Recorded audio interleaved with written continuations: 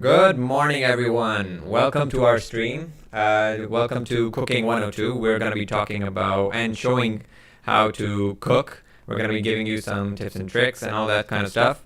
If you're new to cooking, we have tips for you as well, but we're going to be going one step ahead of Cooking 101. So we'll be cooking you some about food where you can get ingredients right next to you and then cook in this pandemic. We have 5 meals that we're going to be showing you, I believe. So the first one, we will be starting off with shakshuka. And the shakshuka we're going to be creating will be created by Noor. And I will pass it along to her now. You are live. Everyone, my name is Noor. Today I'm gonna start with the first dish. I'm gonna make a shakshuka as for breakfast. It's basically eggs and tomato, and I will try to show it as easy way as possible. Let's get started. I will show you step by step.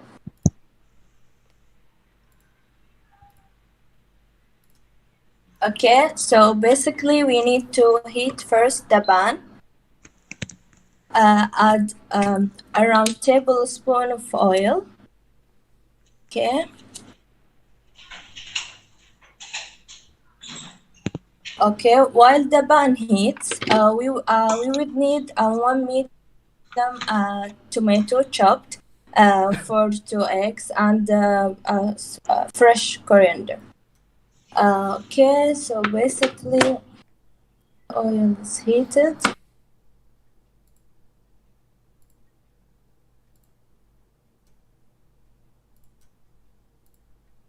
Add the tomato and one for fresh coriander.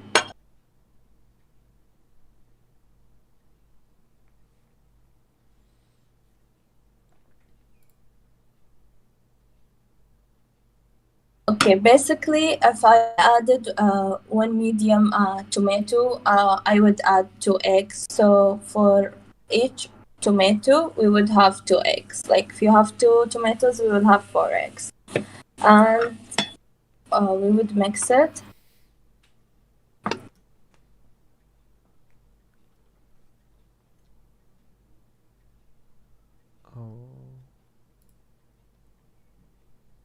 We need to cover it and let it sit for a while. While it sits, after it sets, I would need spices. Basically, you could add any spices you have, but you could add salt, black pepper. If you have paprika, you could add paprika. For me, I have here black pepper, salt, cumin, and coriander, and a small amount of mixed spices. And we would have tomato paste. Let's say 1 tablespoon of tomato paste. For the tomato paste, I would have a tip and trick for you. If you open a can of tomato paste and you have a lot of tomato sauce, you could just freeze it in a zip bag and basically take out any amount you would like to take out to cook. This is from the freezer, by the way. So we need to mix.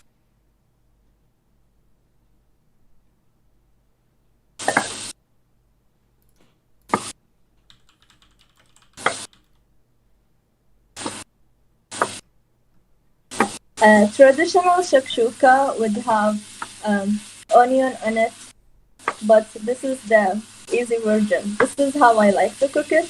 It's easy and fast. Few words to deliver a few words. I would add the tomato paste.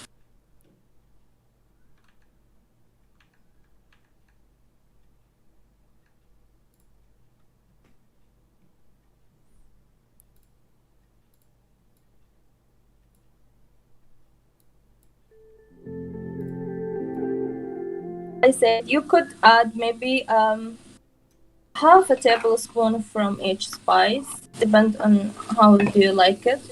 I like the flavors to be strong.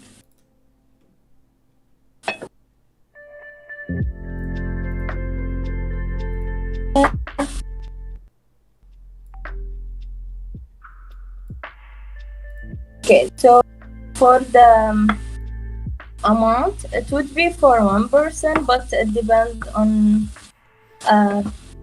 how much they eat. Like 2 eggs is enough for me since it's gonna be scrambled. So if you could add more tomato and more eggs, it depends. So after that, we would add the 2 eggs and we would mix them.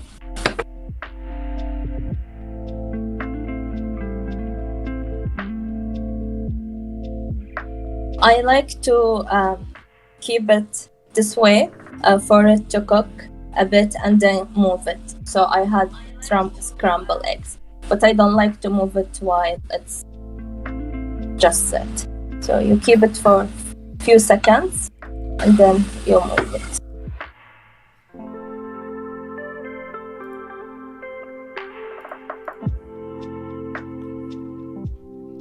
For the seconds and move it and like that.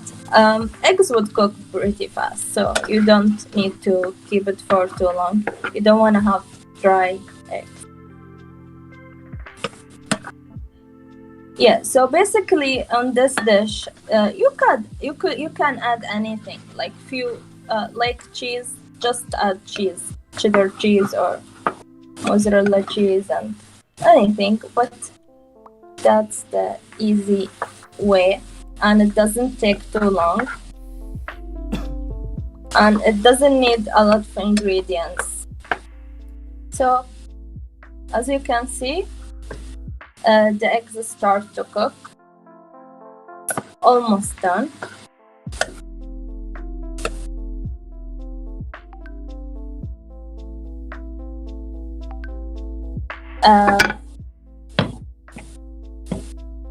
It's done. I would turn the stove off. Okay, so I have a piece of bread here, and I would add eggs to the dish.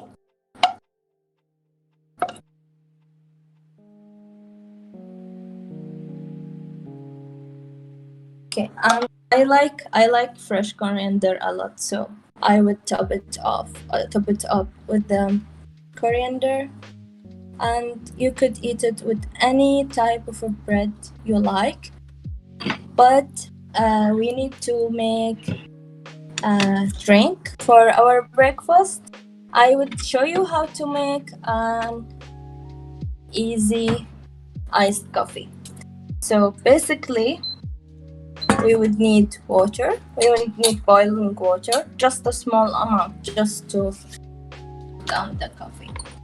Okay, so basically, we would need a tablespoon of coffee, or it depends on how strong you like the coffee to be. And if you like sugar, you could add the sugar in this step with the boiling water. Okay, so we would need ice, since it is an iced coffee. Okay. This is ice cubes.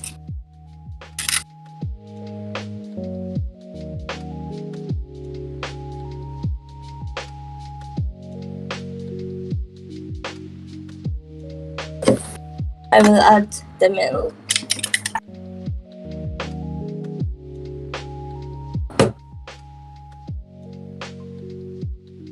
Economy and how things are. So It's ready. I hope So basically, you would have a coffee and sugar, if you like sugar, in this cup, and you would add boiling water to it. You mix it around, and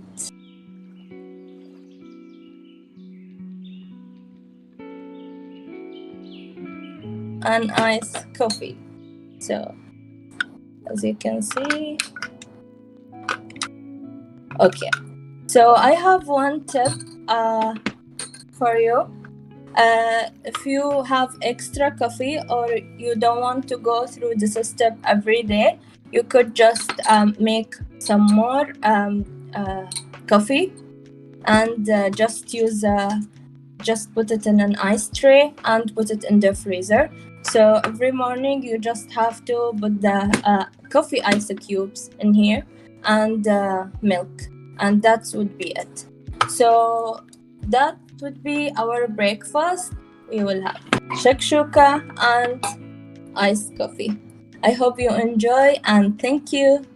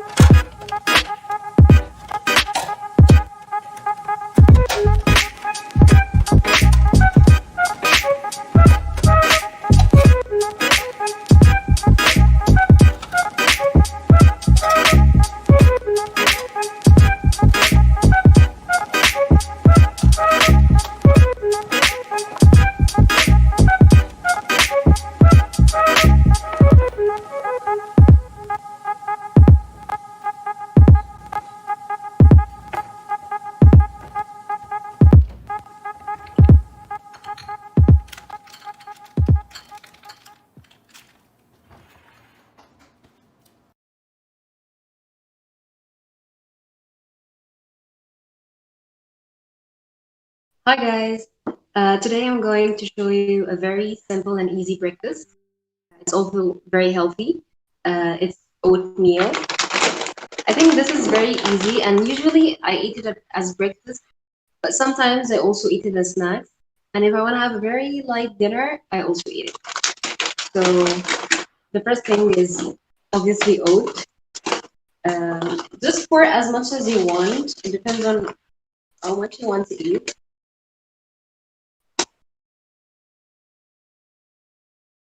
So I added this much. Okay. The next thing is you can add milk, or if you want, you can add yogurt. If you don't have milk or yogurt, you can still use water. It's totally fine. For me, I prefer milk. You just need to cover the oat with the milk. You can also like make it 1 centimeter extra because usually the oat absorbs the milk. Okay. And then you mix it. It already started absorbing the milk. Usually I end up adding more, but I wait a while to see if it's gonna absorb all the amount.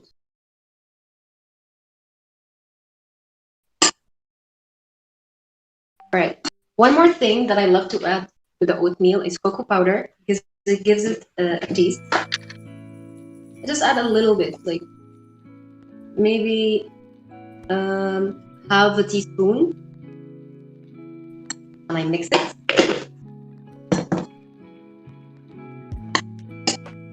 You can see the color is changing. It's very bright brown. Till this moment, we didn't add anything sweet because we have fruits. I also have sugar. I mean, if you love your food very sweet, you can add sugar, but I don't. I usually prefer natural sugar coming from fruits, so I don't add sugar. So we keep mixing. If you love cinnamon, you can also add cinnamon. Just any flavor that you really like, totally fine to add it.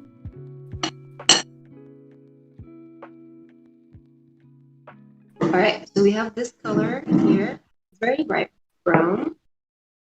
The next step is adding fruits. You can have fresh fruits or dried fruits, whatever you prefer.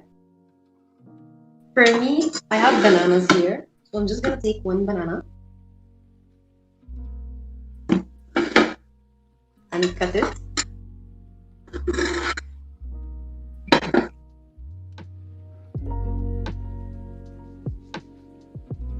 Just gonna cut a few pieces. I don't like to add a lot.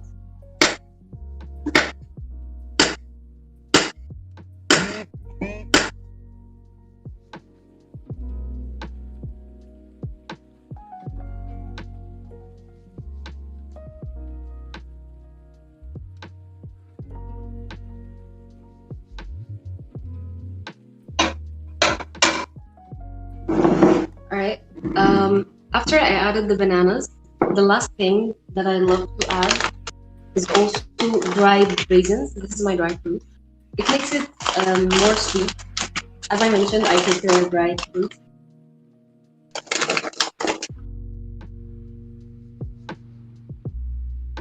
So yeah, that's my final plate. I hope you like it.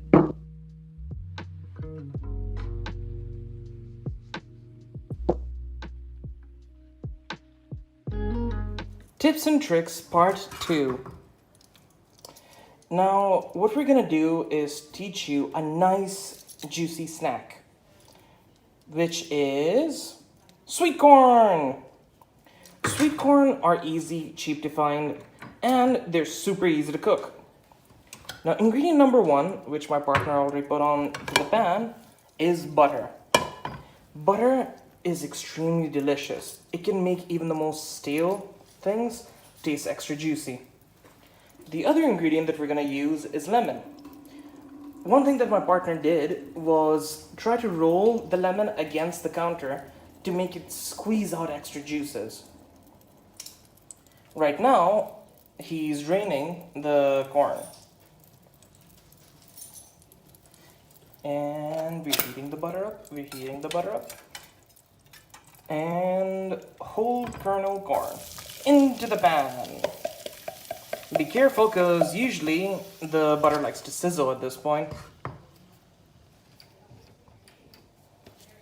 And we're gonna slowly cook it. If you cook it at high heat, it's just gonna melt away all the butter, and well, nothing's gonna stick to the corn. So usually do it at low to medium heat at this point. Medium if you want to cook it a bit faster. And now we're gonna chop up the lemon. Soon he will squeeze it all over that sizzling corn. Oh yeah, another tip is to use a nice squeezer. It's a lot more easier to do it that way rather than squeezing it with your hand, and a bit more sanitary. Adding the juice, and bam! You just drizzle it all over them sweet corns. A perfect combination of sweet and savory. Or in this case, sour.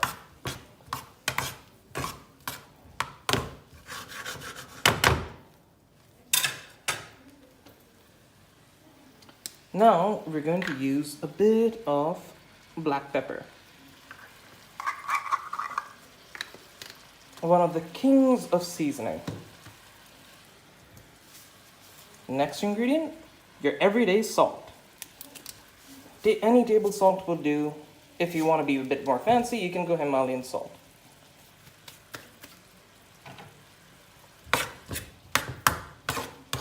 And you just stir it all in. Mix and blend, mix and blend. Nothing too complicated, right? Now, for a little bit of a secret ingredient, we're going to use garam masala. Just a hint.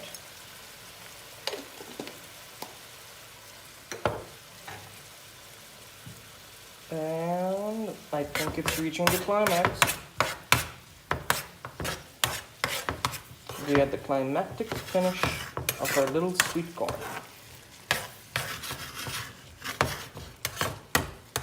A bit more swirly.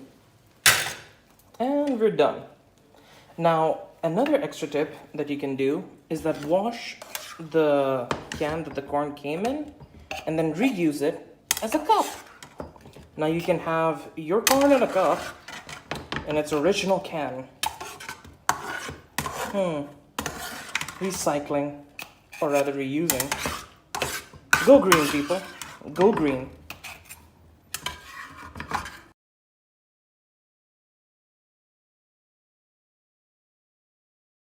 One moment. We are having troubles.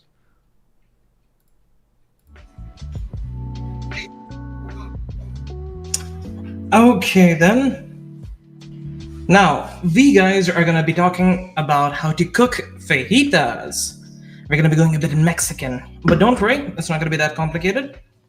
So my partner over here, Salim, he's gonna start off the recipe by preheating the pan and adding a small knob of butter. Be careful, there will be a bit of sizzling. And what he did over there is that he spinned the butter around so that it's even distributed. And he added a little bit of sunflower oil. Olive oil if you want to go a bit more light on the fats. Now we're going to add the chicken breast.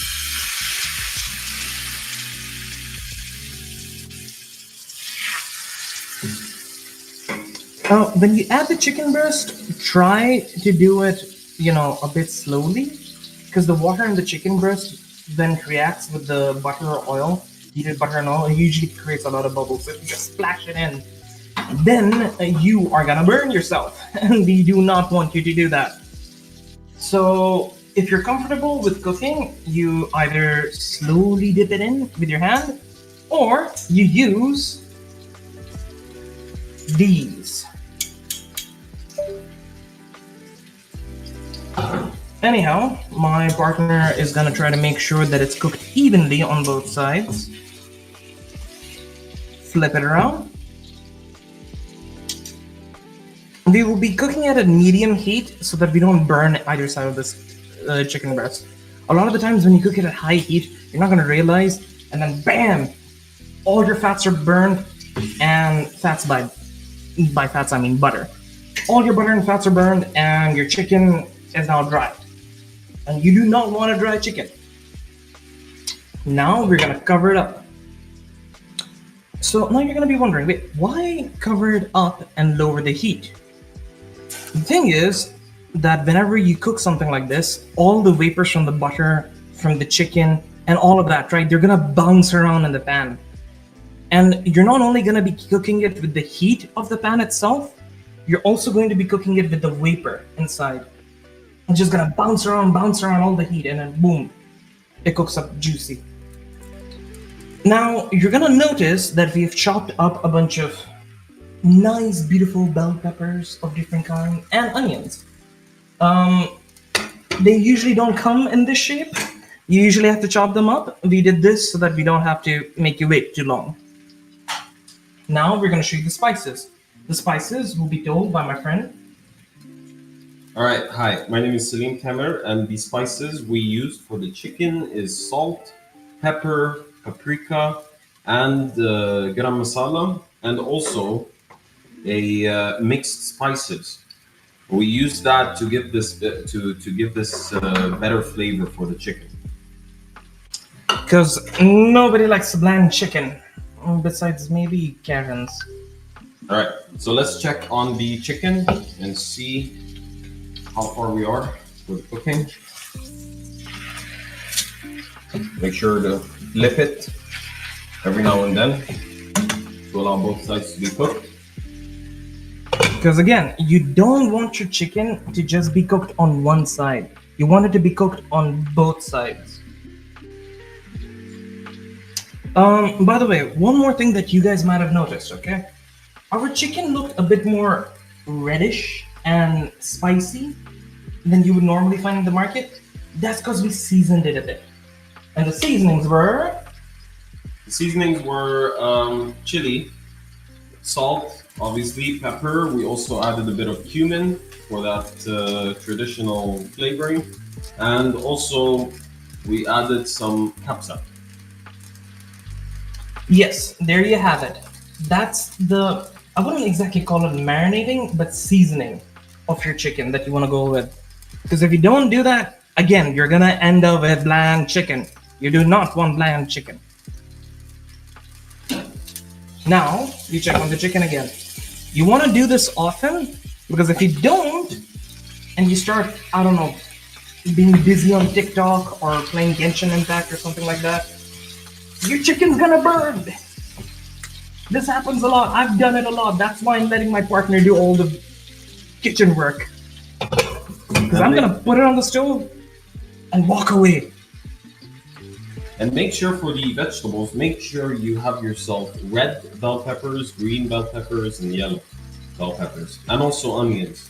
You can also choose to add in chili if you guys like the spicy kind of fajitas. No, spiciness is kind of part of my culture. So I would probably go with jalapenos. Say boo-hoo in the chat if you like jalapenos. Anyhow, so as we slowly cook the chicken, okay, we're going to give you a little ASMR. Not actually, but we're going to tell you a bit more about chicken and how to prepare it. So a lot of times, right, if you want to do it quick and you don't have a lot of time, then you do what we did. Just put a bunch of spices on top of the chicken and pop it in the pan.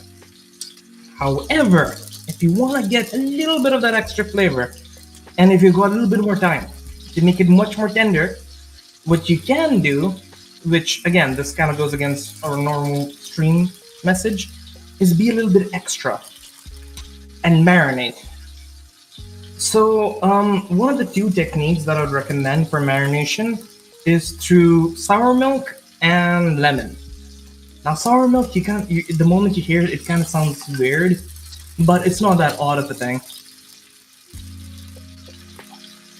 So yeah, so you're probably not gonna find it in the store as well, and you can use yogurt as a replacement. Yogurt, yeah, back to sour. Okay, we're checking the chicken again.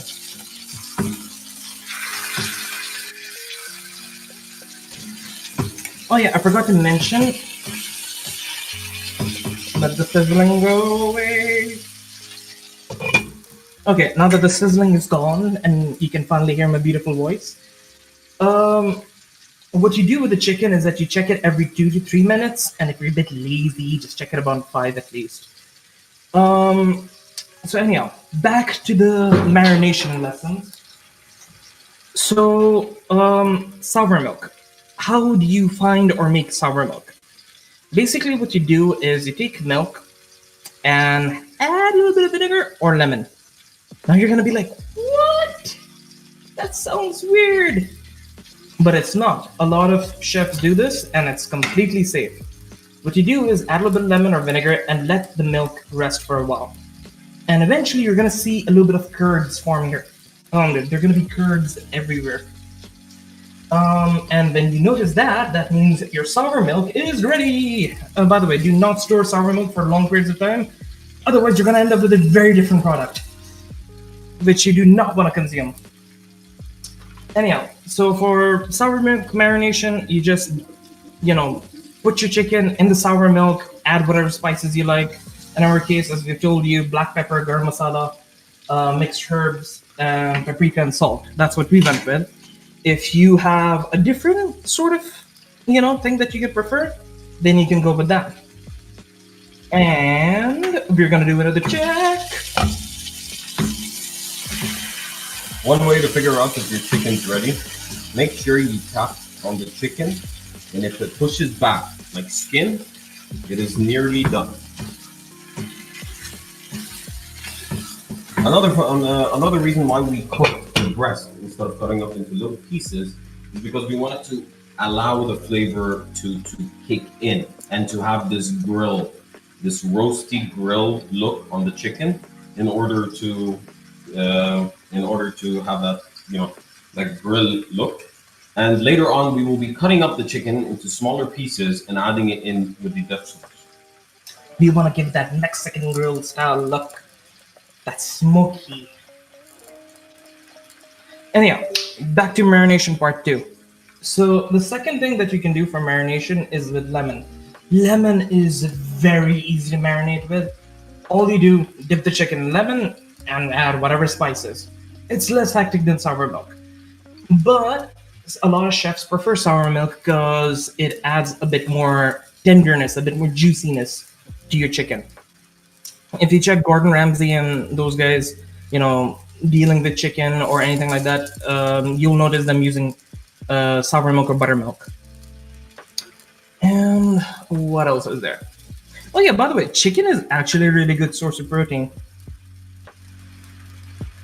If you guys didn't know. So, a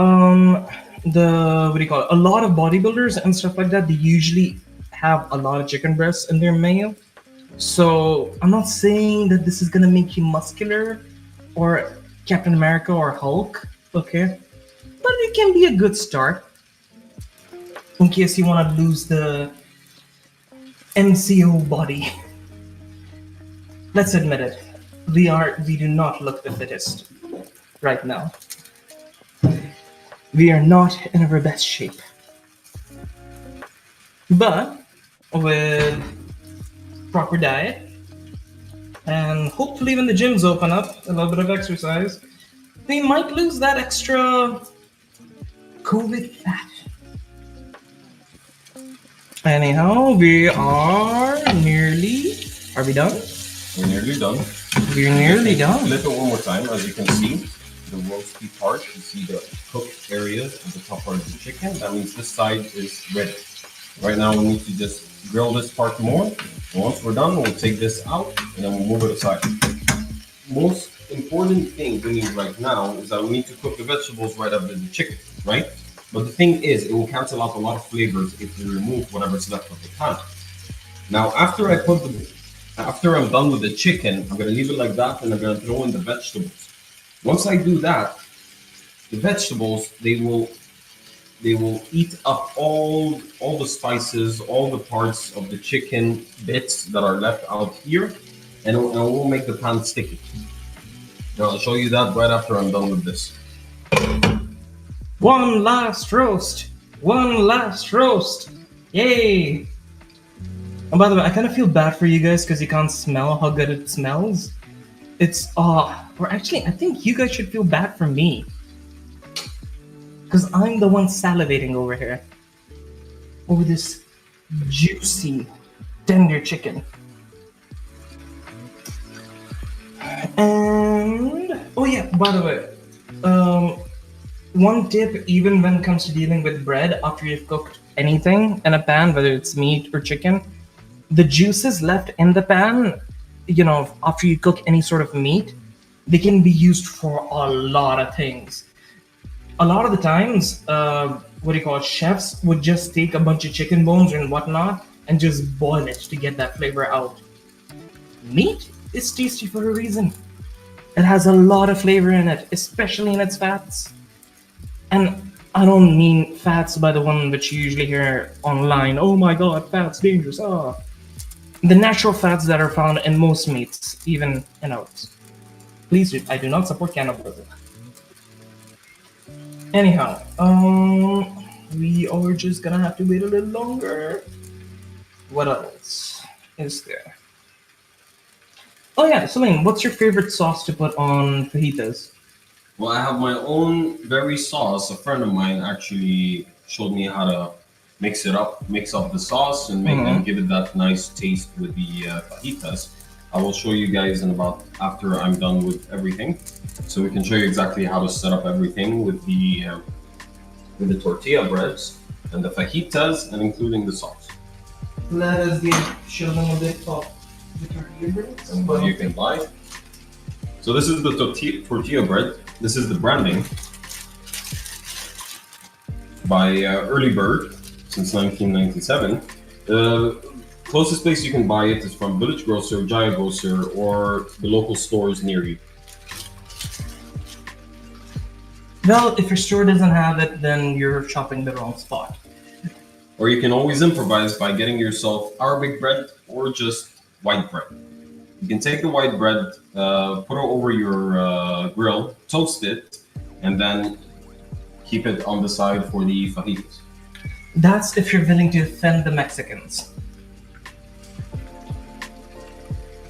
Anyhow, in my case, I usually, whenever it comes to meat and stuff, I usually like hummus as a dip, which is kind of weird for a lot of people. Hummus would actually go well with this.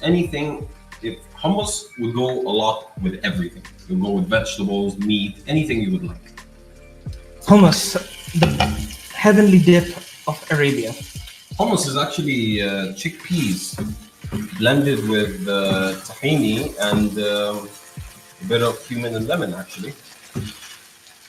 All right, now the chicken's about done. The chicken is perfectly done. What we're going to do, we're going to take it out here.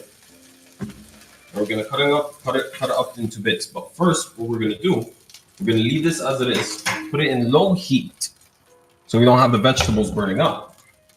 You take the vegetables right here and you just throw everything in. Everything will be cooked in about the same level. Make sure you have a good balance of everything you have. You have the onions, you have the red bell peppers, you have the yellow, and you have the green. The green is the best thing. The green is the most important one for you right now. Get yourself a plastic spoon or wooden. Better to have a plastic or wooden. Metal would usually scrape up the pan. So I advise you not to use metal. Yeah, I did that once with my pan and I messed up majorly. And I had to buy a new pan. It was such a bother. It messed up my entire allowance. Like I had everything planned out and then bam, my pan's ruined. Everything just sticks. It's no longer a pan, it's glue. All right, so what we're gonna do, we're gonna move the camera up to here, to the chicken area, to show you guys exactly how we cut it up. So first thing first, get yourself a fork, or use the same tongs that you used last time. And what you're gonna do, you're gonna take the chicken and you're gonna cut it up diagonally and cut up thin parts in order to have enough chicken for whoever's going to eat with you. Usually, in my case, it's just me, even on Valentine's. Right, now I kind of have a bad job at cutting it, but it doesn't matter. Most important thing is that, like I said, you have enough pieces left for everyone in the table.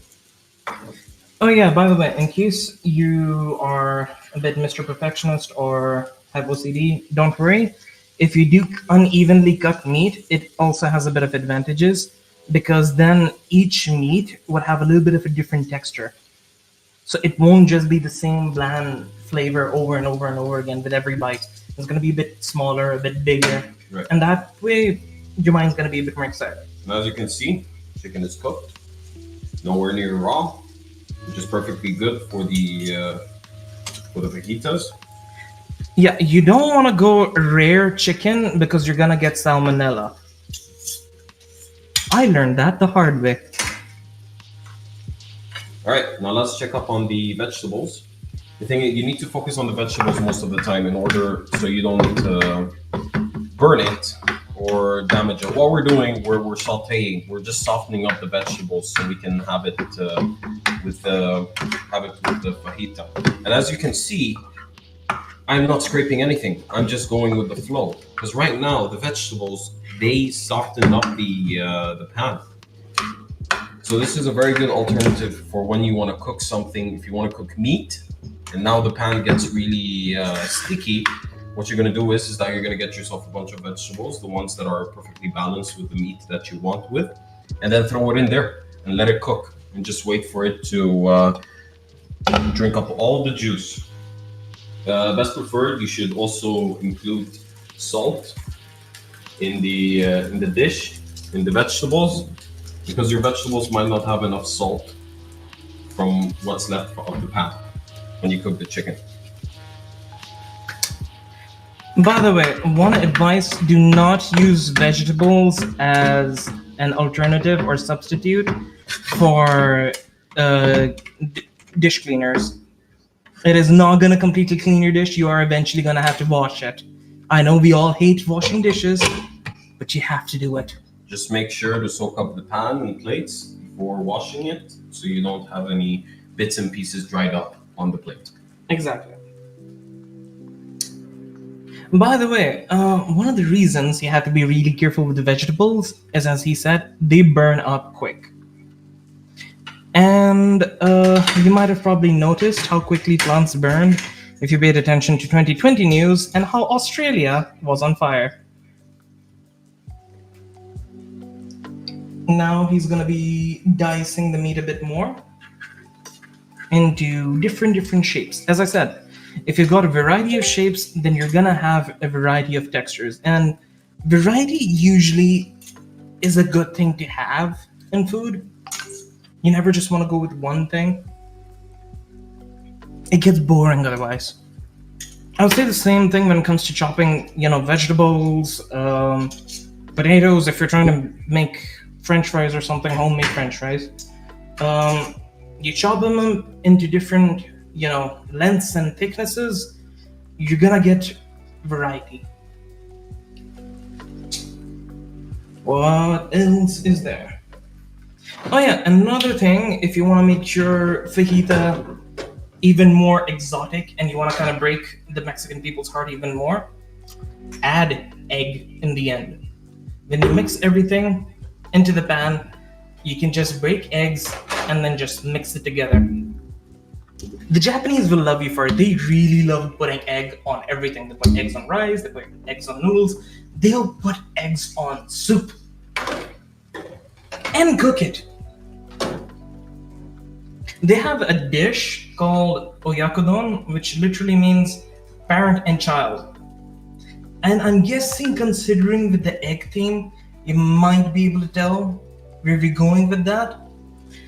Basically, they cook egg and chicken in the same sort of soupy pot, which kind of sounds a bit messed up now that I think about it. Like cooking a child with the... Okay, I'm gonna lose my appetite if I think anymore. And as you heard the sizzles, that means our veggies could have been burnt if you didn't stir them up. That's why you always stir. Still needs more time. I'm gonna leave it here. The reason he could tell it needs more time is because they haven't softened up properly and they aren't fully brown. Most vegetables, especially onions, okay, the easiest way to tell your onion is ready for other processes is when it's brown. If it's goldenish or brownish, it means it's done. You do not want to cook it beyond that, otherwise you end up with burned onions. Unless you're trying to make caramelized onions, then go ahead, burn it. Not your house, the onions. Anyhow, we are just going to be waiting for these veggies. And while we're waiting, let me show you how the sauce would be made. Now, usually for sauces like these, you preferably go for sour cream and some tomato bits and onions. But there is a way where we can just improvise in all of this. So what you're gonna need to do, you're gonna get yourself some ketchup and put some ketchup on the bowl. Pick your favorite brand. Best preferably is Maggi sauce tomato and Heinz mayonnaise. In my case, I go hands all the way. ketchup and mayo. Get yourself some mayonnaise.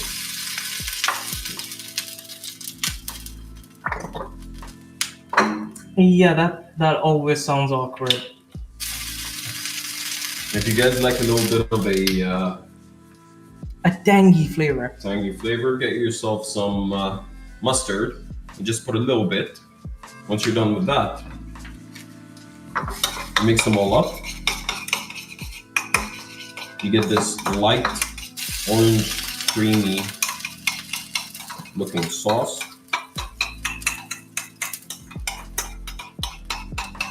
There you go. You have yourself some easy topping for the fajitas. One warning though, don't add too much of mustard because mustard has a very overpowering flavor. If you add too much of it, it's just gonna be sour and it's gonna be inedible. So let's check. And let's check the veggies. Chef, what's the verdict? A few more minutes and it's gonna be ready. A few more minutes. Let's give it about a minute and a half. A few more seconds feels like a year for me. Every second I'm just counting. When will it be done? When will I have the fajitas? It'll be ready when you least expect it. Oh, surprise! Why do I have a feeling I'm gonna pass out right now and then wake up with fajita in my mouth?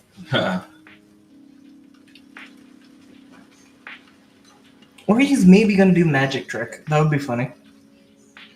He just does abracadabra, boom, and then the fajita's in my mouth. I'm like, what? Then you guys would have a mini magic show along with the cooking show. All right, vegetables are ready. What we're gonna do, we're gonna take the chicken right here and just throw it all in the pan. Now the chicken still has the flavor, and also the flavor has been left out in the pan. And what we're gonna do, we're gonna finally combine all the flavors together, the chicken and the vegetables. Put it on low heat. Don't forget that, because we're not cooking right now. What we're doing, we're just mixing and blending the flavors together. And we're just heating up the chicken. We'll leave it there for about a minute. After that, bon appetit. Oh yeah, by the way, the Japanese usually call the flavor from meats umami. I think it's been adapted by Western audiences as well, Western chefs and whatnot.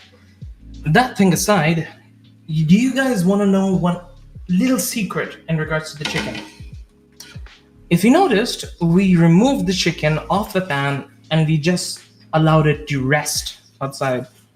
Now, this is the term that's usually used by a lot of chefs. Let the meat rest.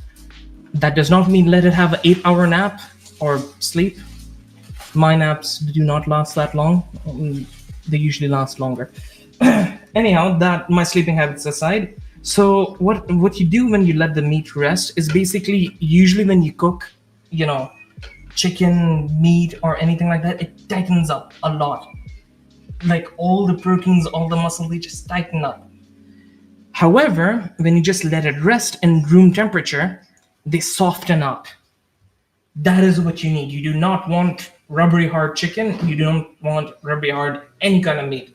You want it to be tender. You're not testing out your jaw strength. You're trying to have a meal. So that's why when you let your meat rest outside in room temperature, it becomes tender. It becomes soft. All the stress just flies away. And we are nearly. Are we nearly done? Yes, we are. Oh.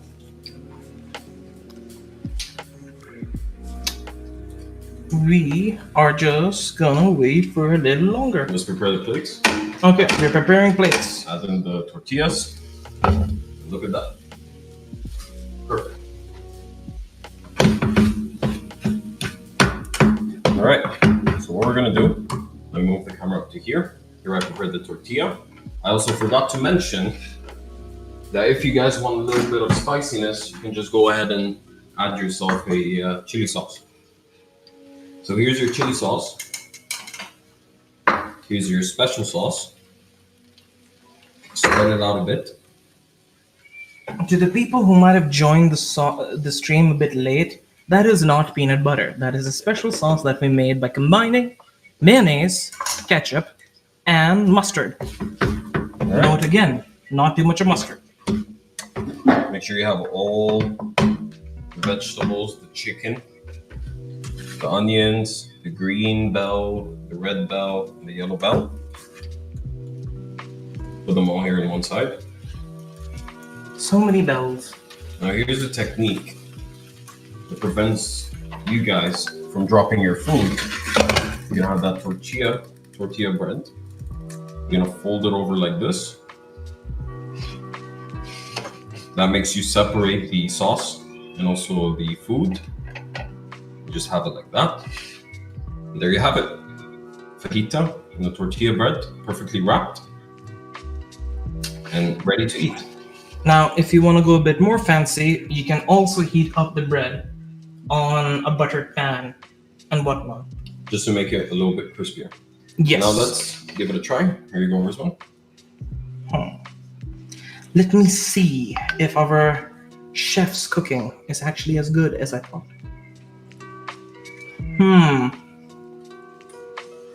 You show you proof that I have consumed? Oh my god, this is actually really good. This is general reaction. Oh wow. If you want to hear me chew, which I don't think is the most beautiful sound in the world. Okay, I'll first eat, because it's rude to talk with food in the mouth. Remember to turn off your stove. Oh yeah, you don't want to burn your house. Again, a one major request from the stream, do not burn your house, please. And now that I've tasted the food and verified that it's not poison, and it's actually tasty, we are going to end our stream. Thank you very guys much for watching. and have a good day. Hello, today we're going to try 4 different ways to open an egg and separate the egg yolk from the white part. Actually, I have 4 different ways and I want to try all of them. I have 4 eggs here and see if it's gonna work out. So basically, I'm testing them. So the first one is cracking the egg and trying to separate it using the eggshell. So I have 2 transparent plates here. I'm gonna use this one for now. You open it like this and you try to keep the yellow part in the eggshell and use the other part to control it, to control the movement.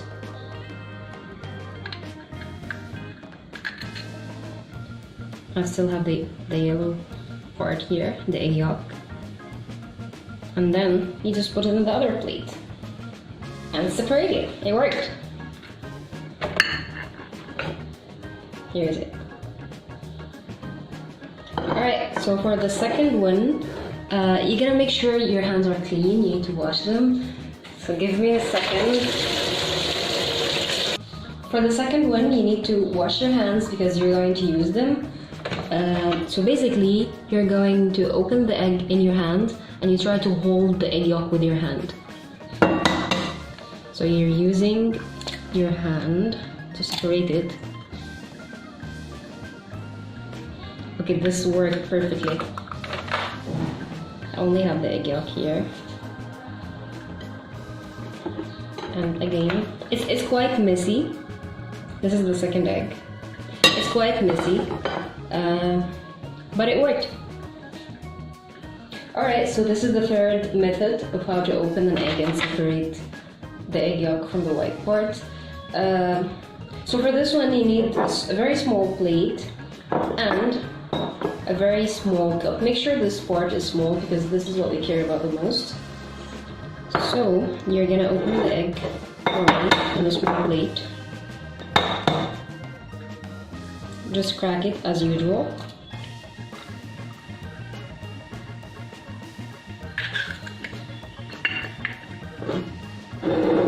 is just the egg, okay? But then you will try to use the cup to only hold the egg yolk.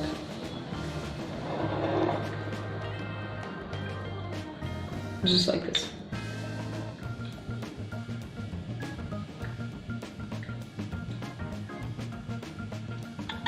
Alright, can you see the egg yolk is inside and the white part is in the other plate.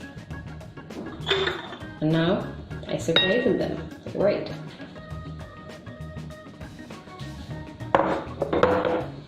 I have 3 egg yolks. Okay, let's try the 4th method. Alright, this is the 4th method and it's quite similar to using a cup, but this time we're using a bottle. Just clean it, make sure it's clean. And then crack the egg in a small plate.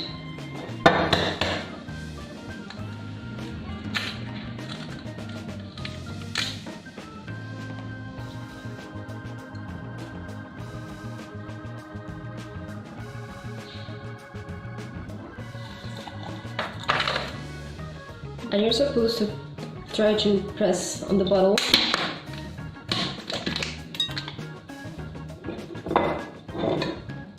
And try to take... I'm not sure if this one's gonna work, I hope it does. But I'm not sure. Okay, it's working. Oh, it worked! It worked, but then it kind of fell down. Okay, so this one didn't work, sadly. You can see half the egg yolk is here, but the other half is in the plate. I think it might be my bottle, maybe it's quite hard. So if you have a water bottle, I think this will work perfectly. So yeah, these were 4 different methods to crack an egg. Hope you enjoyed the video. The common thing. So we can have engagement, but I can't see it because the computer.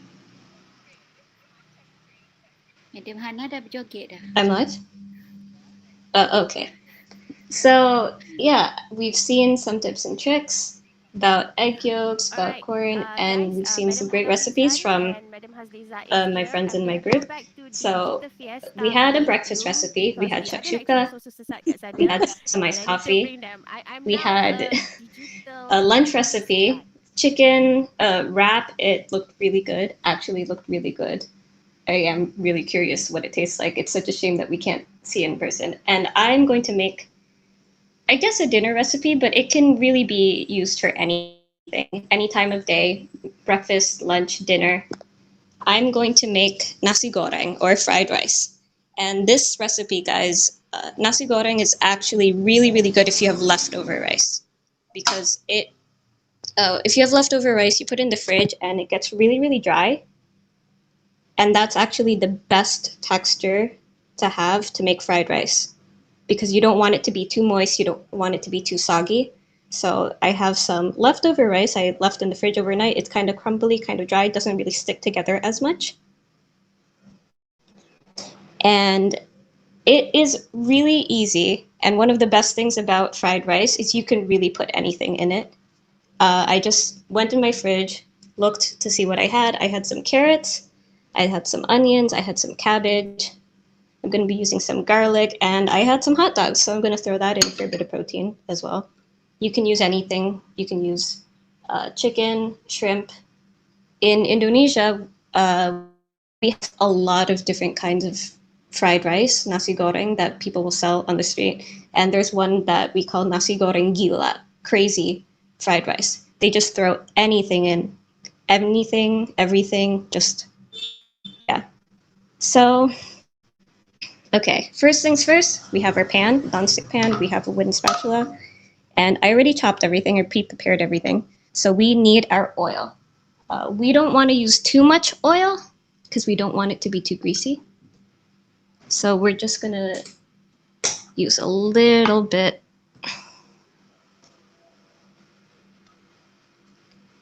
That's enough. And turn the heat on kind of low.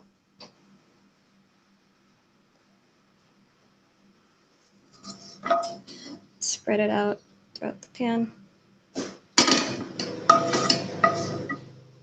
And we want to cook the vegetables first because they can take a long time. So I'm gonna put in my onions that I have chopped up. I used about 1 small onion, and I'm going to put in my carrots because these things tend to take a while. Carrots, especially. When you're chopping your vegetables, also, guys, it's best to cut them at a uniform size so it'll cook evenly. It'll cook at the same speed. It'll be even all the way around. So do this for a while. Maybe make it medium heat.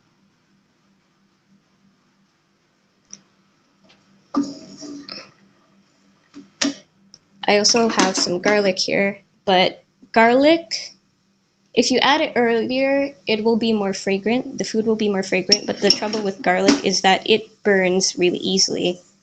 So instead of a really great garlicky scent or taste or flavor, what you get is something bitter and kind of gross. So we wait a while to add the garlic. And yeah, like I said, you can really add anything. You get peas, you can put,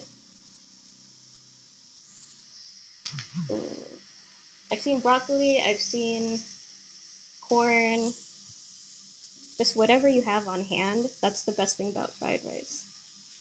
I'm just adding some vegetables so it's a little more healthy. But yeah.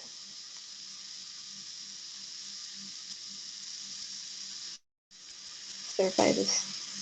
So I'm going to be using this soy sauce also. This is Indonesian soy sauce. It's thicker and sweeter than most soy sauces. So I don't use a measurement. I just eyeball it. And in cooking, you really have to use feeling. You cook with love, you cook with your feelings. You don't necessarily need exact measurements. And the great thing about fried rice is it's so customizable. So you don't have to use this soy sauce. You can use any soy sauce if it's not available. Malaysian soy sauce or Japanese soy sauce, even Indonesian soy sauce that I buy in Malaysia, in my experience, tastes saltier. So just adjust whatever sauce you use with seasoning, salt, and pepper. Adjust it to taste. There's no exact measurement. Okay, so I'm starting to smell it. It's really great. Stir it so it doesn't burn, doesn't get stuck to the bottom of the pan. And then I'm gonna add in some, careful, add in some cabbage, so it's a little healthier. And I'm gonna add in my garlic now. So if you wanted to use eggs, eggs are a very, very common ingredient in fried rice. So you might be wondering why I'm not using it. If you wanted to use eggs, this is right about the time where you would add them in. The reason I'm not using eggs personally is because I am allergic. So, yeah, I'm just wilting a little bit.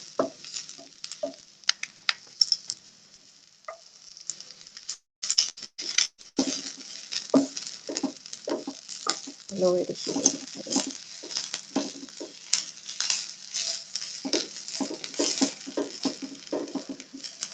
It's important to cook the garlic too, by the way. If you're worried about burning it and you just want to add it raw garlic does not taste great.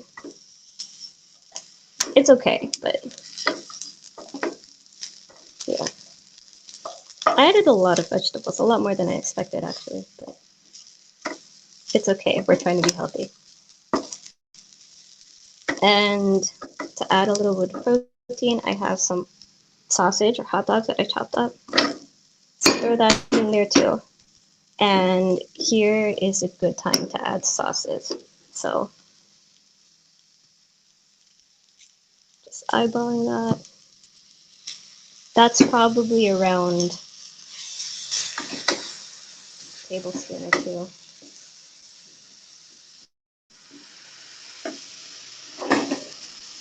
If you want it to be spicy, you can add chili as well. And here's where I'm going to add my rice.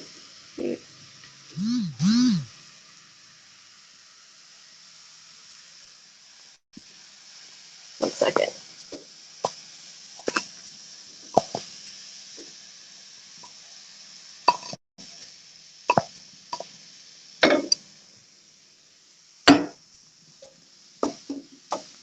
You can use a lot of different pastes as well, different seasonings. So you can use oyster sauce, you can use teriyaki sauce. If you have tomato paste, you can make tomato fried rice, and that's really good as well.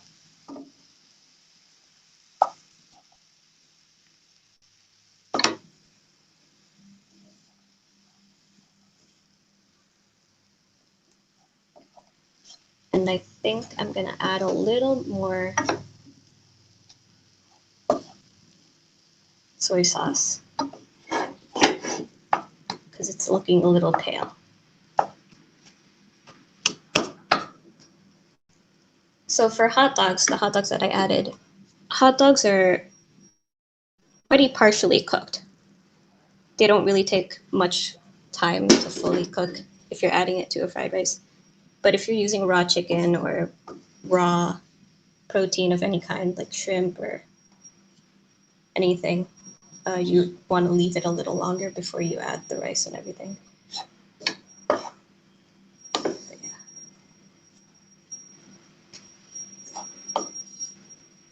So yeah.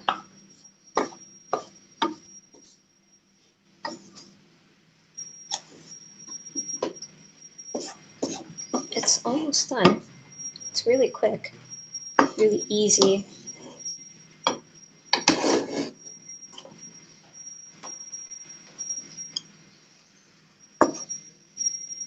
If you want a little bit of color, you can add some peas or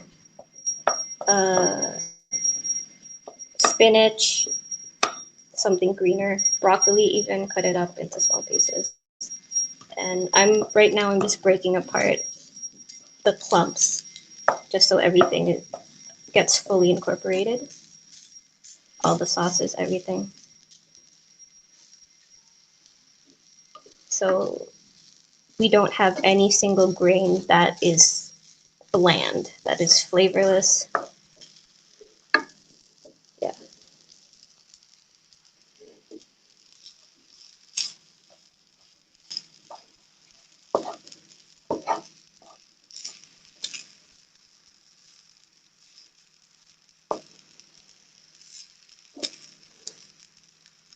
Add a little bit of salt. And a little bit of pepper.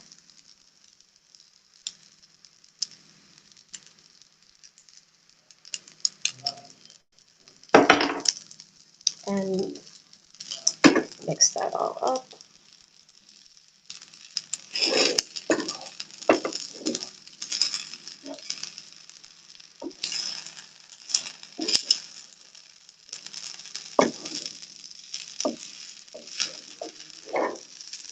And I think I can transfer over to a plate now.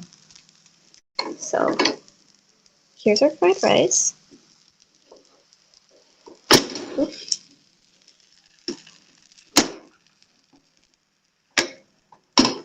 And now bring this over here.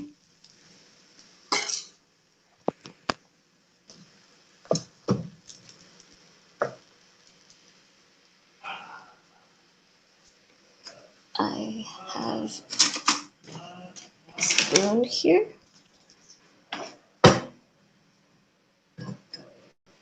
Plate it.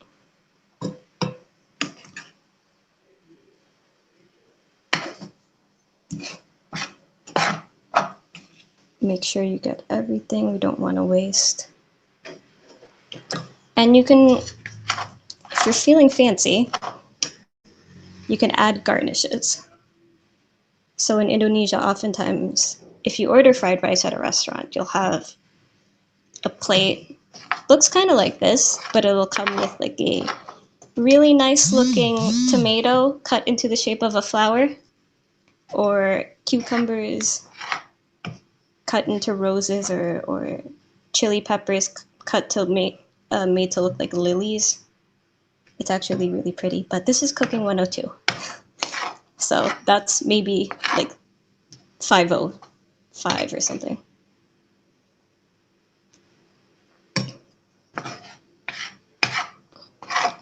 So yeah, that's a very easy, quick way to turn your leftovers into a meal for the next day.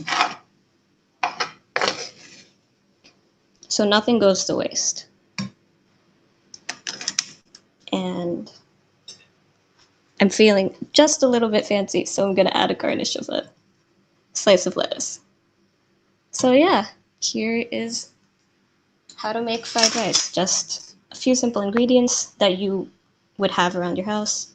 Leftover rice, hot dogs, some vegetables, whatever you have, and salt and pepper. So that's basically it. Yeah. It does actually smell really good, guys.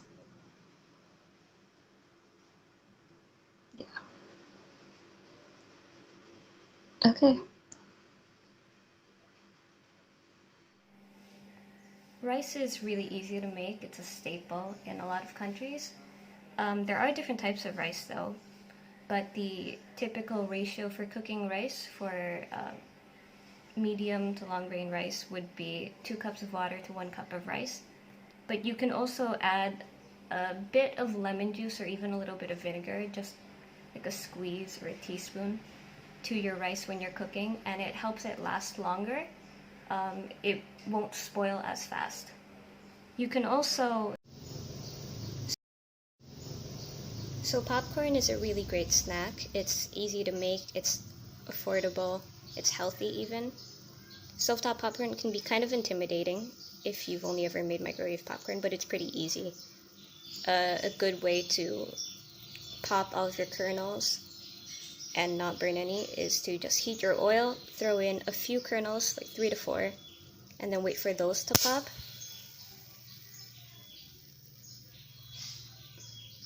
Once those 3 to 4 kernels have popped, then you add in the rest, turn off your stove, cover it, yeah, and wait for 30 seconds.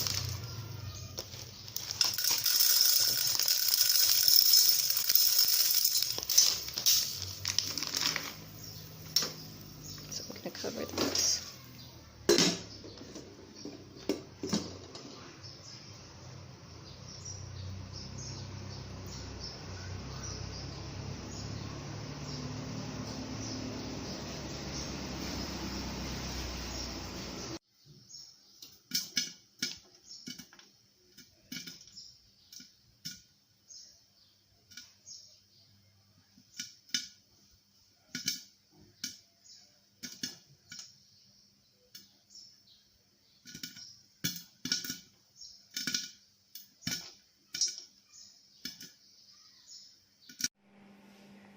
Rice is really easy to make. It's a staple in a lot of countries.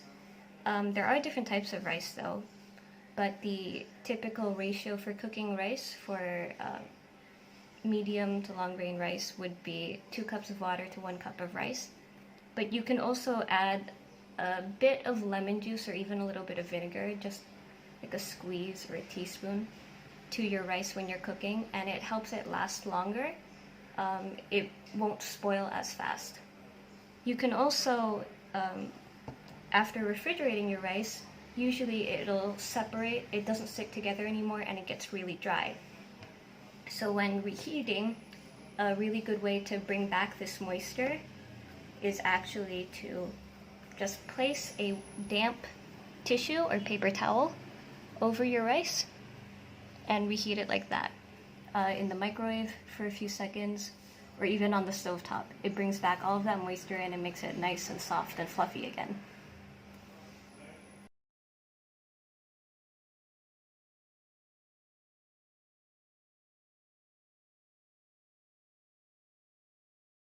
We are live. Okay. We shall ask you questions next. 1 second. Okay. I see you can see my questions. Okay, so I will ask you guys questions and you guys have to go one by one and let me know whatever the answer is. We'll start off with Noor, Sarah, Sophia, and then Salim. So my first question is, what is your best preferred improvisation on cooking?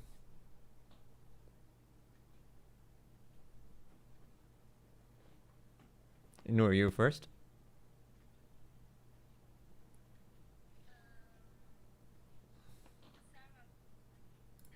No problem.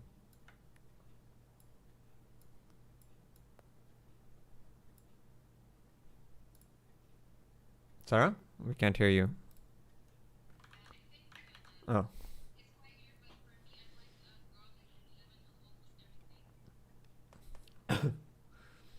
Okay. Salim or Sophia?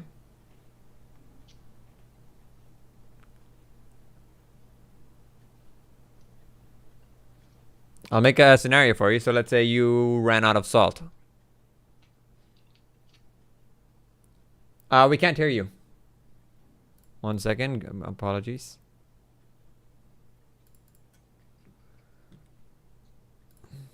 Let me see what's wrong here. Okay, can you say something? There you go. Sorry about that.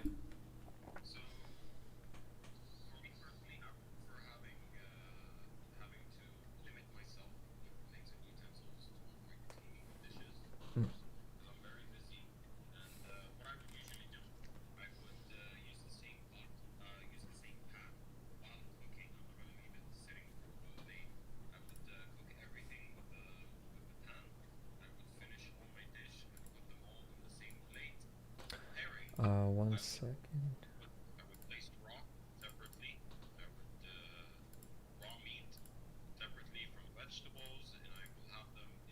Specific plates. So total, I would have total 2 plates. Sorry, at the very end. I'm so sorry. I just got a comment saying that there was an error with your audio. Could you repeat a little bit of that again? All right. I would like to limit myself with plates. So, right. For example, before cooking, I prepare myself the vegetables, the chicken, anything that's based on what I'm going to cook. I'll prepare it in a plate, and then after that, while I'm cooking, I'll leave the food cooking, and I'll take the plate. I'll rinse it over, and I'll bring it back for preparation after I'm done cooking. Only to limit myself from washing dishes because I'm very busy, first of all, and I have a lot of things to do right after. Oh, I see. All right, Sophia, do you have any improvisation that you would do with cooking?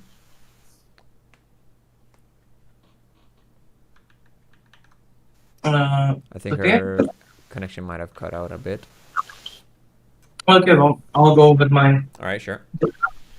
So yeah, my favorite improvisation is just pour lemon. Most dishes can go well if you just pour a bit of lemon. Like they'll just taste nice, especially on meat. Except for chocolate, I would not recommend you to pour lemon on most desserts, unless you're trying to make a lemon cake. That's an entirely different thing. Lemon and pancakes, though, that is something you guys should try. Lemon and pancakes. Not lemon itself. Don't squeeze the lemon on top. Oh, Lemon zest. Flavored with lemon. Exactly. Could you guys give me any suggestions on, let's say, the lemon, the skin outside you have, the citrus, when you press on the skin, is there any use of that I can make? Well, that's what we call lemon zest. Zest. Okay, my bad. Yes. Yeah, lemon zest, you could use it as spice on the chicken, on the raw chicken. I think you could add it on the chicken before you cook it with the other spices. In some dishes, it will really tasty flavor. Mm-hmm. One tip for the ladies would be that you can use, the remaining juices or whatnot of the lemon and kind of use it for, what do you call that? A makeshift skin cleanser of sorts. Yeah, okay. It's very old school, okay? But so if you're more fancy type, I wouldn't recommend that. One more thing. Mm-hmm. One more thing. If you're making a cake and you ran out of vanilla, you can. Sorry, say your again? voice. If you're making a cake and you ran out of vanilla, you can use okay. lemon as well. Lemon. Okay, got it. One last tip. If you're trying any soft drink, right? Add a slice of lemon. It Add a will slice. taste amazing. It gives you that fresh taste. Exactly. Okay, Sophia, we just got your connection back. So do you have any improvisations you do on cooking? Pretty much everything is an improvisation for me in cooking. Yeah, what I tend to do is, if I want to learn how to make something new, I look up a recipe.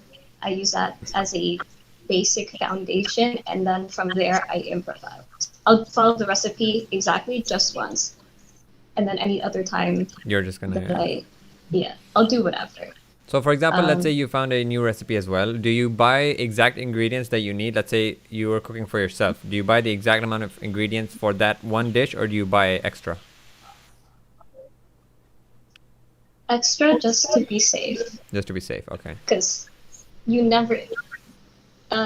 Even earlier this morning when I was trying to make something, you guys know what happened with the popcorn. Yep, So- we had burnt popcorn. Yeah. Cooking mistakes, they happen. It's life, that happens. So buy more than you need. Buy as much as you need, and you don't want to overspend. But it's nice to have a little extra just in case something goes wrong. Yeah. So Yeah, and you I kind of freeze extra food. What? You always can freeze extra food if you are not gonna use it for Oh, later yes. use. Yeah. leftovers can always be reused. If you guys are going to be freezing food, what's your method on how do you store it or wrap it up or something? It Okay. really depends on the food. But mostly if you just put it in a plastic zip bag, it would be fine for most of the things you would freeze. And plus, it would save a space in your freezer since like bags would be flatter, so you don't have to have a lot of space. Oh, okay, Waste. but Make it vacuum seal to avoid any frost. vacuum the seal. chicken. Yeah, that was my question. Do you keep air marination or anything? But vacuum seal, right? Yes. Got it. Okay, let's move to our next question. We have, what do you prefer cooking for a midnight snack? I personally We'll prefer start something with- very unhealthy. Sorry, say I again. personally, can you hear me now? Yes. I personally prefer to cook something very unhealthy, very cheesy, and full of fat. Because usually this is what you crave at midnight. Okay, nice. Any hints on what kind of food you cook as well? Just one, let's say the last week. Yesterday it was fried chicken and fries Fried with chicken. a lot of cheese sauce and Parmesan cheese on top. Nice. Okay. I wouldn't call that a Typical- snack. That's more like a mini meal. That is actually a mini meal. Yeah. But as long as it's cooked within that 15-minute mark. Yes.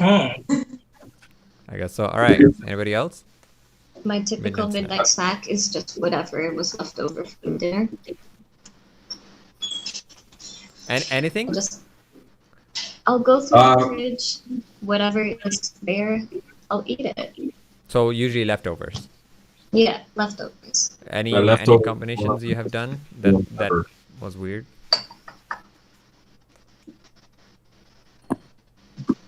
Yeah. In- Not for a midnight snack, but one particular strange combination that actually ended up being really good was a cheese and peanut sauce sandwich.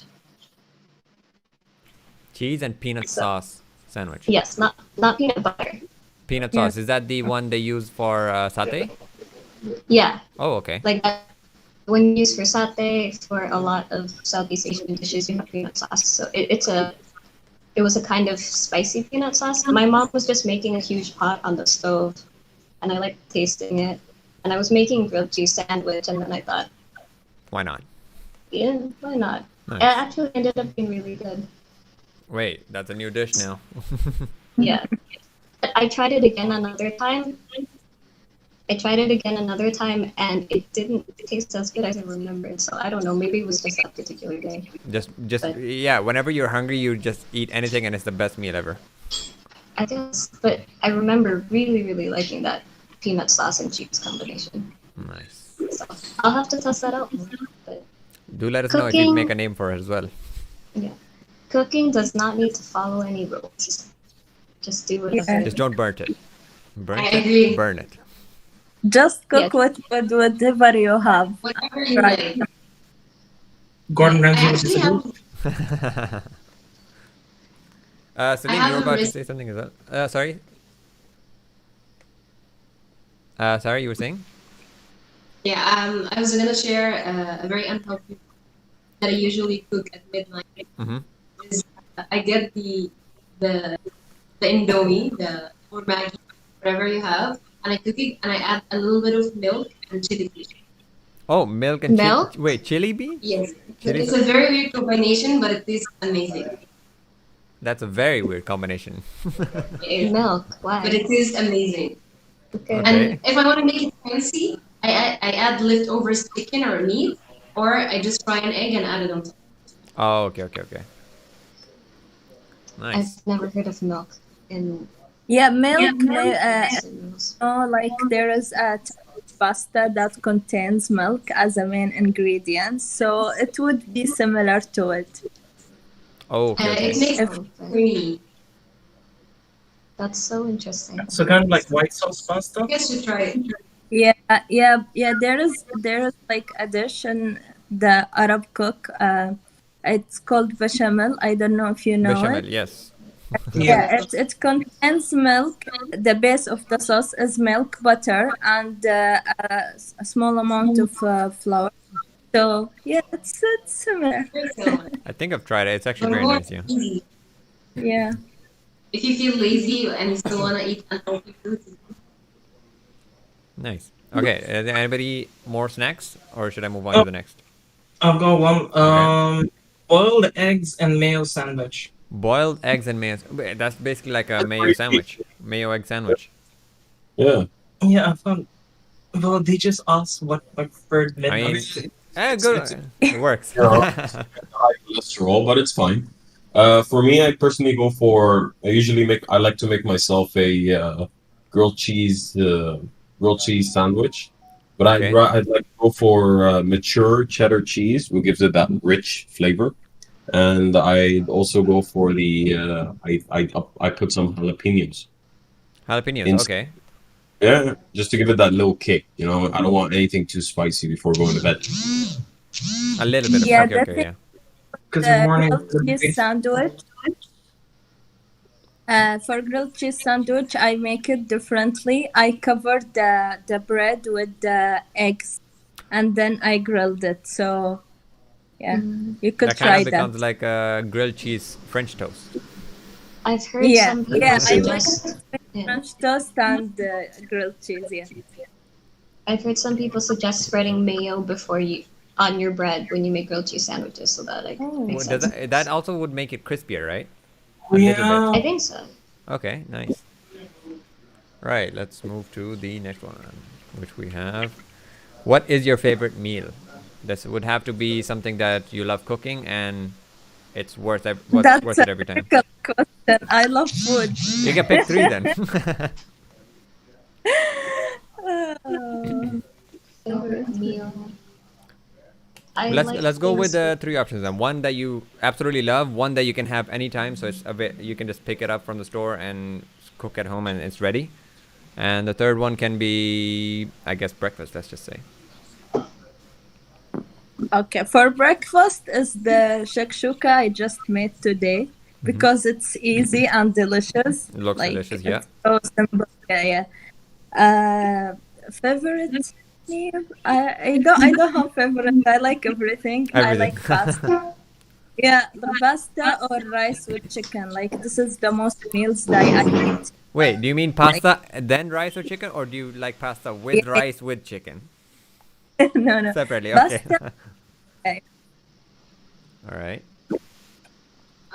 For me, I think for breakfast, usually I like to eat the oatmeals I just told you guys. And the reason why I like to eat in the morning because usually I feel good at midnight before, so I eat something healthy in the morning. Do you combine anything with the oatmeal or just the way it comes? Like anything, any fruits? Yeah, I put whatever fresh fruits I have. Oh, okay. I love raisins, so I always put raisins. I never put sugar. I take sugar from raisins, so if I want it too sweet, I add a lot of raisins. If I want it without sugar at all, sometimes I eat it without fruits at all. Still nice. That's the perfect combination. So at night you have the unhealthy snack, at the morning you have the healthy snack. Yeah. Combined, you get the healthy So snack. I can balance it. Evened out. For my favorite dish, I think my favorite dish is wara anab, which is stuffed grape, this Egyptian traditional. I really love it, but I can't cook it. It's very hard. And I love to eat it. Actually, I don't like my mom's stuffed grape. I like it from my grandma. Oh, okay. But again, I can't cook it, so I don't get to eat it a lot. Yeah, it's too complicated. It's one of my Yes. my favorite dishes too, but I forget about it since I didn't eat it in a long time. I didn't eat it for a very long time. So. Something I can eat every day, I think, pizza. You can have anything with pizza. All right. Anybody else? Favorite meals? For me, most things with meat. One session, something like Q&A. Am I hearing the lecture? Sorry.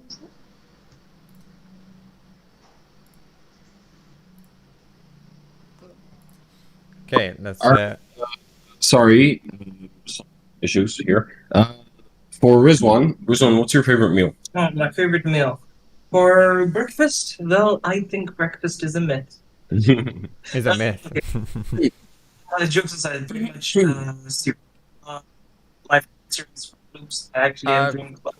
Could, there's a bit of audio interference. Could you bring it closer? Okay. So, my favorite breakfast would be cereal. My favorite cereal would be Fruit Loop. I've seen it in my dreams at times. For lunch, it's kind of random, but my favorite meal, which I would not recommend a lot of people having a lot often, is spicy Korean chicken. It's basically chicken which is marinated, cooked, and then after that you what do you call it? Cook it again with soy sauce, vinegar, and chili flakes. It's very, very spicy, and I would not recommend it. Have it often. I usually like chili flakes, but I got traumatized just once, and I cannot handle it anymore. I had way too much. I'm guessing your morning was a bit.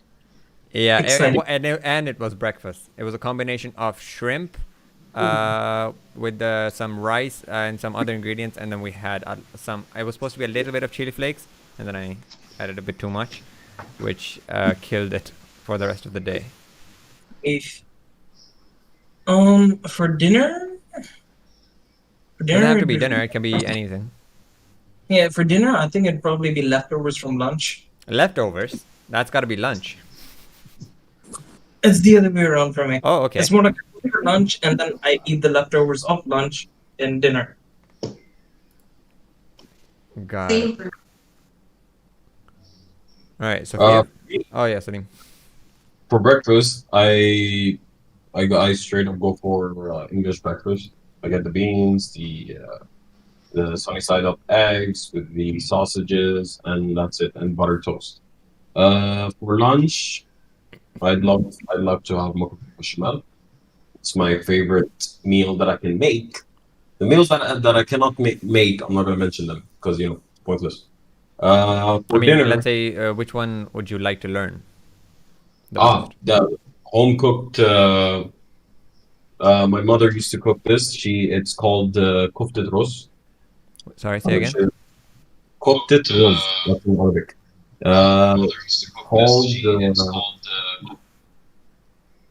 It's called what do you call it? It's basically meatballs, but the rice has been blended and cooked with the meatballs to give it that nice texture. You deep fry it, and then you mix it with the. You mix it up with the. Wait, you deep fry the rice? You deep fry the meat blended with the rice, and then after that you take that and you drown it in red sauce. Oh. This is what I do personally. And for dinner, I don't usually eat dinner, but I probably make myself a sweet corn on a cup. Ooh, nice. Yeah. Sophia, any favorite meals? Favorite meals? I think Sarah mentioned before. I guess pizza. Pizza. Any favorite pizza flavor? Or- Toppings? Yeah. Pizza flavor. So pizza for me, because I grew up in an area that didn't have a lot of Muslims or halal places. Anything with meat we avoid. So I grew up eating plain pizzas, just plain cheese pizzas or vegetable and mushrooms on pizzas. So for me, actually eating pizza with any sort of meat on it, like chicken, sausage, pepperoni, it actually tastes really strange. I guess it's just not what I'm used to. But yeah, so just plain pizzas or Plain mushroom, pizza. green pepper. Yeah, Well, that's a classic style, adding mushrooms. it is a classic. Also, for people who don't know, I'm originally from New York, so the pizza is really good, even the plain pizza. It is the origin. Not the origin. Not origin, but it's like the it was evolved there the most, I think. Yeah, For what it is now, it was evolved in New York. it's the capital. So pizza is the foundation of my childhood. So a lot of fond memories of pizza, making pizza, eating pizza, any pizza. I Any really love pizza. All day. Well, all no, night. not It's- any it's pizza. Breakfast, That's dinner, lunch. What? I mean, pizza When- also is the perfect leftover food. It never. It is, yeah. There's nothing better. You can always reheat it and have it the same. Even if you don't reheat it, eating it cold is okay. Cold too. also works. Yes. It still works. Okay, let's go to the. Okay, we just talked about pizza. So Uh-huh. do you like pineapple on pizza? Oh God, no. I have gotten used to it. I love it. Hey, I have I don't accepted know. it. especially pineapple on pizza. That's one. Your camera has cut off. My camera? Yeah. Still here. Oh wait, Still- Sophia's. It's Oh, okay. okay. Yeah. Sophia's not. Yeah, I think the internet connection. Yeah. Yeah. We have a soldier down. Mayday. Mayday. All right. Next up, we have when did you start cooking and why? Since I was born. Okay. For me, before I came to study in Malaysia, I used to cook only sweet dishes. Like I don't cook anything else. So when I came here, I start like craving like the food that I had back home, and I start like cooking with 1 or 2 dishes, like the whole month. It's only like 2 or 3 That's dishes. a classic. Yeah, and then I like after maybe 1 year of cooking, I get bored and I start learning the complicated dishes that my mom makes since I'm craving it all time.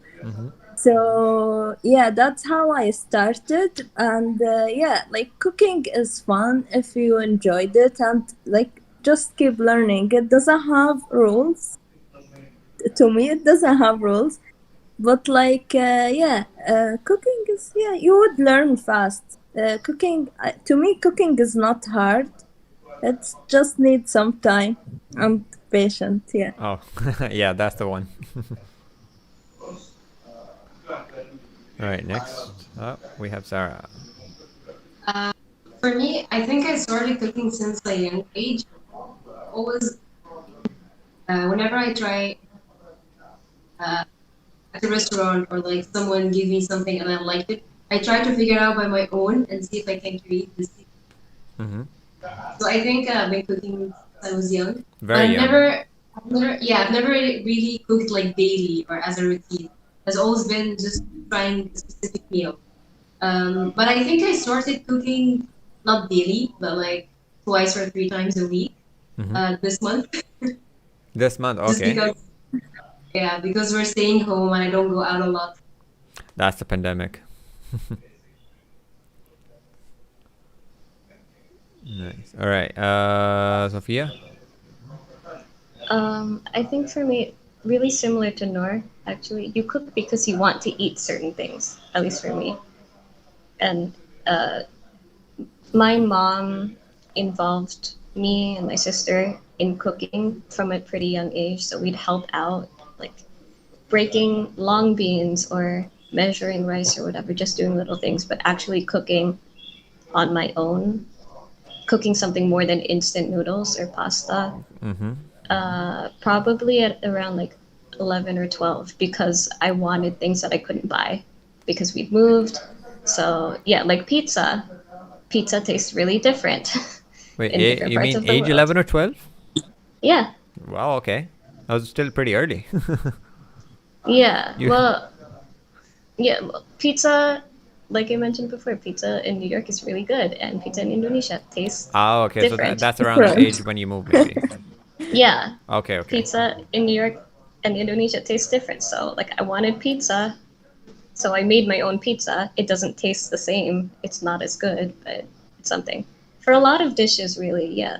It's just you move different places, you live different places, and they don't have certain things that you're used to having readily available. So since you want it, you learn how to make it yourself. Even if it doesn't turn out good, even if it's terrible, you still feel okay eating something terrible that you made, or more okay eating something not great that you made than you do buying something terrible.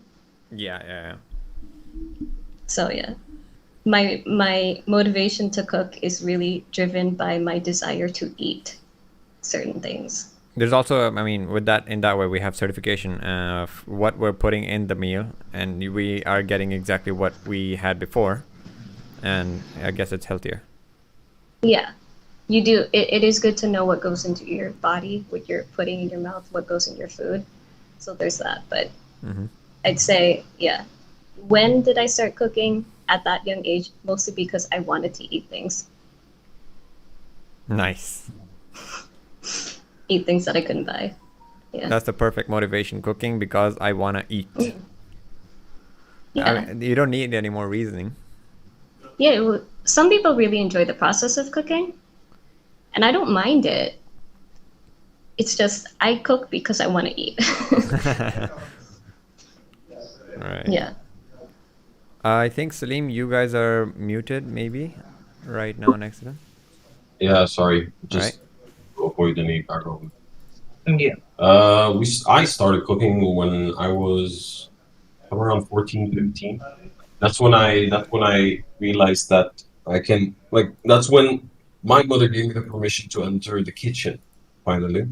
And basic things I started cooking, it was basic food, eggs, what else? I usually heat up the toast and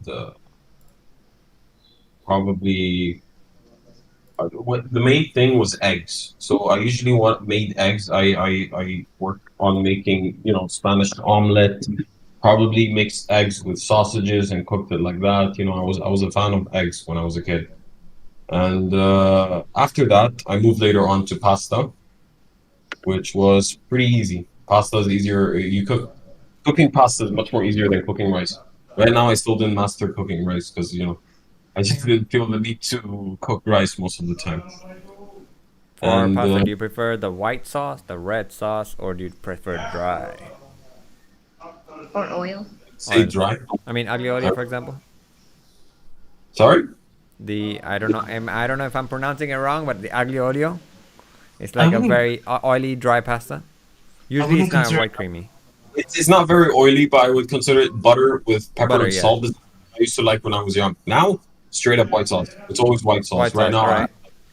bechamel. Yeah, bechamel is it's not considered white sauce, but it's white. It's creamy. It's very nice.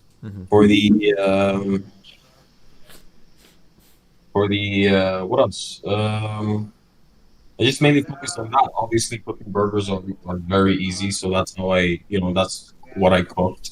After that, I just decided to, you know, just see whatever works for me. I watched a lot of cooking videos. I just decided to cook the basic necessities for me. What about you? Well, in my case, I was trained by Gordon Ramsay when I was 3. Gordon Ramsay, nice. Oh. Okay, I actually don't remember when I actually started cooking. But it was kind of similar to him, just, basic eggs and stuff like that. Yeah, nothing that's special. My story is a bit boring in comparison. Special information. But did you mainly start cooking when you traveled away from home? Yeah. Obviously. I mean, it's the most case with everyone, but you get to enjoy more. Honestly, that's literally the most important thing. Actually, I did cook some proper meals back home as well. Now that I think about it, but that was for special events or something like that. One of them was lasagna. She's on. Now that I think about it, it was one of the first few things, one of the first few proper meals that I made. I'm still proud that I can actually cook Indomie. This video is very, very important for me. Cooking 102. I get to cook 3 meals a day. Yeah. Congrats. Alrighty. Next question we have. How do you know if your chicken has gone bad? What's your trick? Basically, when yes. Let's say if it's just about going to go bad. It's not. We can't sense the smell. It's sticky. It's Sticky. no, not sticky. Slimy. Very slimy. Slimy. Slimy. Okay. Anything with the colors or no? Obviously, Yeah, the colors. color's If you not leave it going. for a long time, the color is gonna be there. But if it's almost about, spoiled, you're gonna notice that there's the color change is different. Mm-hmm. If you are talking about raw chicken, I think raw chicken you shouldn't leave it uncooked in the fridge for more than 2 days. 2 days. In What the about the freezer? Yeah, I think In so. the fridge or 2 the days. freezer? No, fridge. A freezer for as long as you want. I think 6 months, something like that. Okay, I would not recommend 6 months. What if I have done something kind of stupid and I have actually cooked the chicken out and then I realize it might be spoiled? What's the checkup on that? It's still I the think smell. while you are cooking, you will smell about Smell, this. okay. If you can't smell, just make If sure you've you have already a cooked mate to it. come and help you out. Got it. Okay. Smells the key. If Okay. you've already cooked it, just throw it out. Yeah. What is your favorite traditional dish?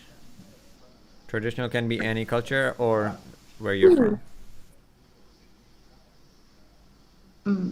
I would say again, the bravely. Can you bring the camera a bit closer? It's a bit stuttery. Or just come closer to the camera. Yeah. Get over here.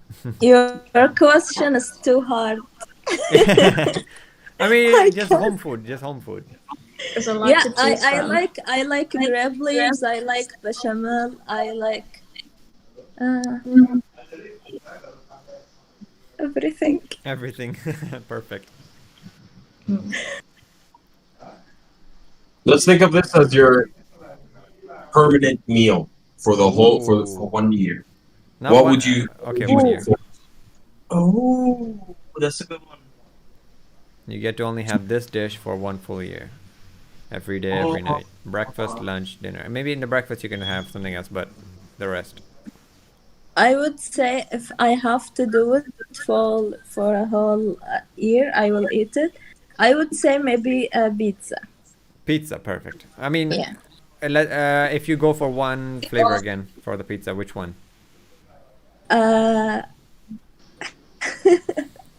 I like pepperoni pizza, but I'm not sure if I can eat it all day long. The smart strategy would be to get everything together, and the days you want it, just pick out the stuff you don't want to eat and eat the rest. Yeah. That's a good idea. Basically, you just put all the toppings and then you remove it when you're. So if you want pepperoni, just remove everything else. If you want, if you don't want pepperoni, just remove the pepperoni. You have the rest. You want margarita? Yeah, keep it all the out. keep the things that you took out for the next day if you want extra. Perfect. Yeah. If you're tired of pizza, just cut everything out. Like just cut the crust out and have the crust raw. Yep. Or just take out all the toppings and make a salad. No, this is not a good idea. Salad can work. What do you mean? Just olives, some green pepper, onions, perfect. No, And you pineapple. can take out the crust. Uh-huh. Does it call crust? The Yeah. thing around it? Yeah. Yeah. You could take it out and cut it to small pieces, throw it in the oven, and it will be crispy, like Very you're crispy, eating yeah. chips. That's why I chose pizza. You could like play around There's a with lot of it. stuff you can do. It's very hard for me to eat the same meal for 2 days. Yeah, So I'm yeah. not sure if I have to do it for a full year. No. For me, it's one day. As much as I love pizza, I feel like eating that much cheese all the time would just be way too heavy. It will be. Any meal, if you eat it like for every day for a year, it would be like that's it enough. Yeah. That's not my favorite meal anymore. But cheese specifically, it's like it's greasy. It's a heavy food. It's not light, not like a salad. You'd get sick of it, but you wouldn't feel weighed down by the salad. So Okay, let's say I have a weird kind of question. All right, let's say you guys are, pandemic's over. It's about to, you're grouping together. You're calling your friends over, and you have a pizza party. You have 3 pizzas, large, okay, and now you're sharing it with everyone else.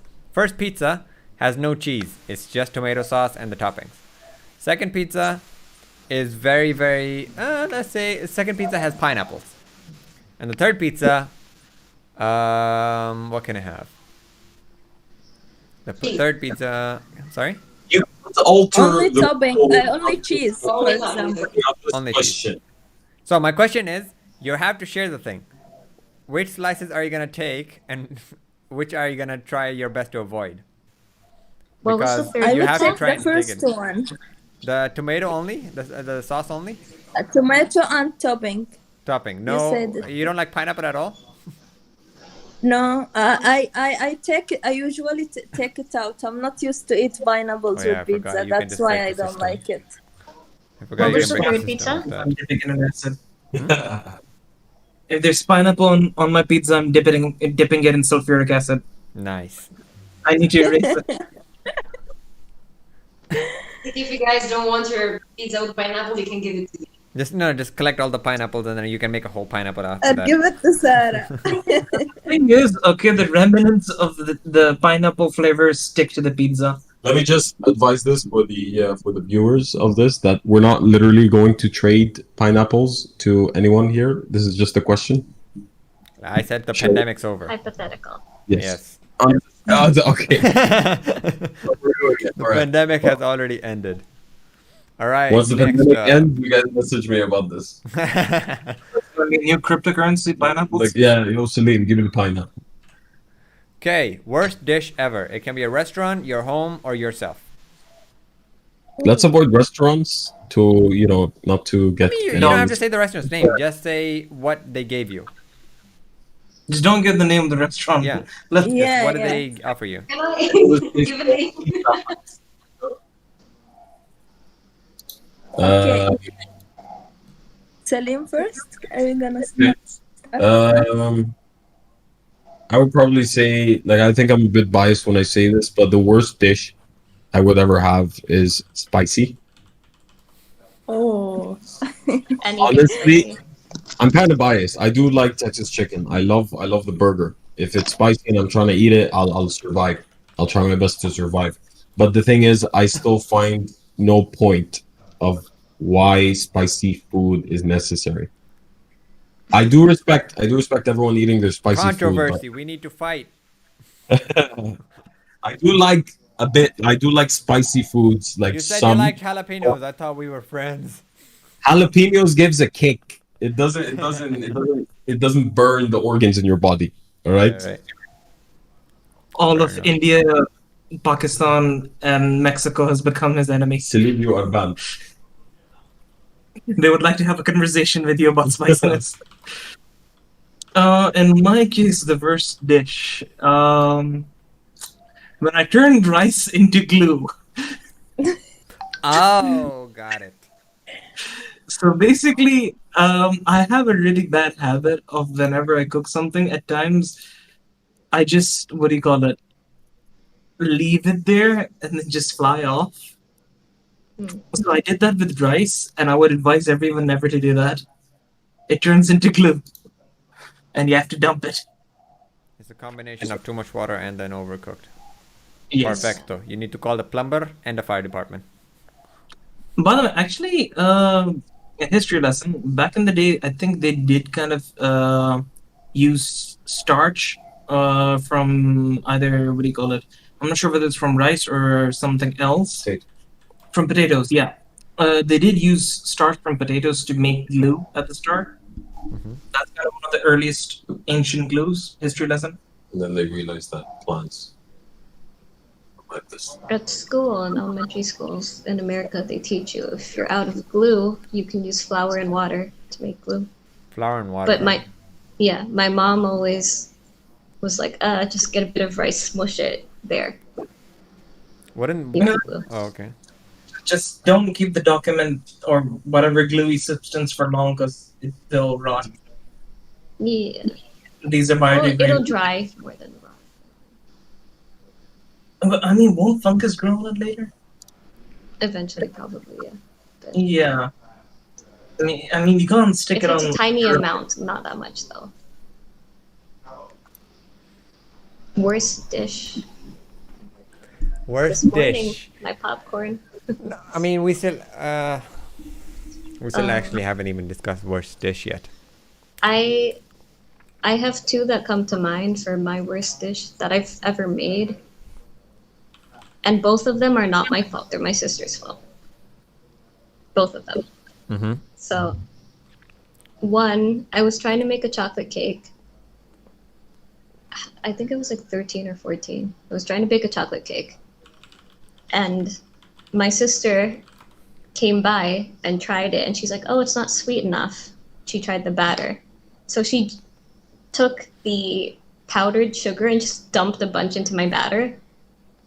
Okay. Just random, like, threw it in. And I had no choice but to mix it together. So that ended up being, like, extremely, extremely disgustingly sweet. Yeah. Yeah, that's one. It tasted awful. On top of that, the frosting that I made, I used shortening instead of butter because I was trying to be cheap, Oh my. trying to save money. Yeah, for the chocolate frosting, I didn't want to use butter because butter's expensive. So I used shortening and I mixed that with the sugar and the cocoa powder and everything. And when I was putting it on my cake, it looked fine. It, like, glazing it over, it looked fine. But then when it cooled down, it wasn't like fully blended or fully mixed. It looked like there was a weird film, clumpy layers of fat all over my cake. Yeah, it wasn't good. It was really weird. It had to be. Yeah, that's one. The other worst dish that I've made, also my sister's fault. We tried to roast the chicken, a whole chicken in the oven. And we made like a herb butter and everything. It was our first time roasting a whole chicken. And you're supposed to put stuff inside, right? Herbs and butter and everything. So the insides get aromatic. So we covered that chicken, and then the insides, we were stuffing it. And I was like, okay, it's enough. And my sister, again, she's like, Stuffed no, it it's more. not enough. It's not enough. So she dumped so much butter in there. when the chicken was done, when we took it out of the oven, on the outside it looked great. When you cut it, when you eat the chicken, it tastes pretty okay, but there was so much butter inside. It was just a pool. Yeah, that was actually really gross. But yeah, those are two of the worst dishes I've ever made. I still make a lot of terrible dishes, but it's fine. Survival. Yeah. Especially if it's your first time making something, like mistakes happen. It's cool. It's whatever. Even my mom, how long has she been cooking for? She used to cook for her family too, growing up. So she's been cooking since she was a kid. That's like 50 plus years of experience. She still makes terrible things. So, but she still makes really good things too. Anyone else? I have a story for terrible dish I made. It's quite stories about the cake. I think I was 14 or 15, and we had a family gathering at our house, and I wanted to impress everyone with my first time baking a cake.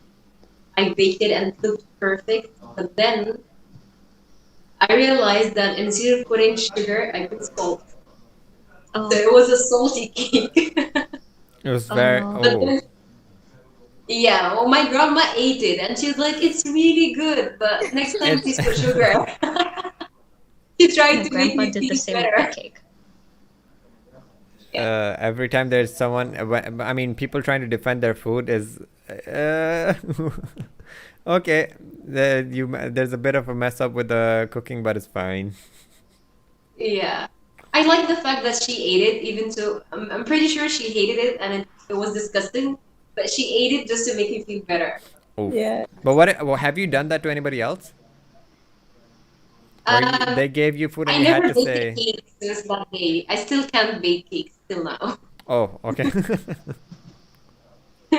It's always horrible. The last one I made was 2 weeks ago. It was actually 2 a.m. During MCO, and I was very, very bored that I decided to make a cake. But then, I don't know, it turned out like a rock. It wasn't a cake. Turned out nice. I don't think I've ever I'm horrible cooked when it proper comes to cake. baking. Baked proper cake. Baking is a little trickier than cooking on a stove Yeah, because you have to be more precise. And you can't like touch it. You can't really improvise Marinate when it. it's in there. But Yeah, you open the oven, that releases all the heat. So, yeah. You can't it's a just little add garlic trickier. and lemon. Yeah, you Because can't that's what I randomly did. do that. Can't add So, ketchup. Can't bake. baking is a little harder. Mm-hmm. I don't like baking as much. Especially if it's like a meat thing, it just takes a really long time as well for stuff to cook. So I Nice. personally prefer cooking on stove because there's more freedom, more room for improvisation, and you don't have to follow rules as much as you do in baking. All right. Let's really quick look at some questions we might have in the comment section. We have, what about with waffles though? Not He I'm means pretty sure we with missed the the context. the lemon zest, I think.